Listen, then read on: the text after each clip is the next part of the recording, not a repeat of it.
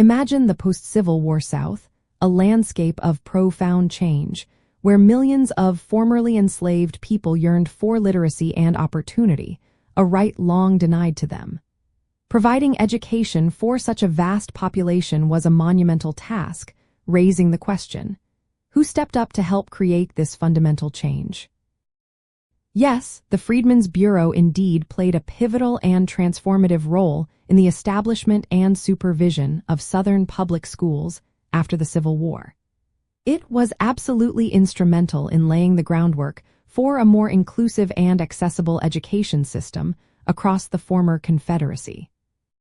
The Bureau's core mission extended beyond just relief and labor contracts to actively supporting education for formerly enslaved people. It did this not always by building schools directly, but by providing crucial funding, facilities, and coordination. For instance, the Bureau often leased or confiscated buildings, repaired them, and furnished them, then turned them over to teachers and benevolent aid societies. Its role was primarily that of a facilitator and overseer, working in a challenging environment where local resources were scarce and resistance was often high. This federal support was vital in creating an educational infrastructure that otherwise would not have existed. Understanding the Freedmen's Bureau's multifaceted contribution reshapes our perspective on Reconstruction-era education. It highlights that federal intervention was not monolithic, but rather a dynamic process of partnership and adaptation.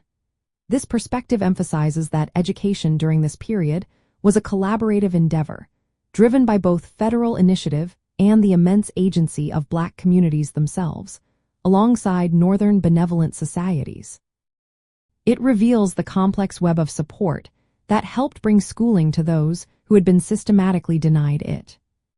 Specifically, the Bureau often provided schoolhouses and transportation for teachers, supporting institutions from primary schools to colleges like Howard University. By 1867, the Bureau reported overseeing nearly 4,000 schools across the South, educating over 200,000 students, with a significant portion of the teaching staff consisting of African Americans. Its emphasis on teacher training and consistent administration ensured a more standardized approach to education, even if its resources were ultimately limited and its lifespan brief. Ultimately, the Freedmen's Bureau's engagement in establishing Southern public schools underscores a crucial, if often overlooked, chapter in American history.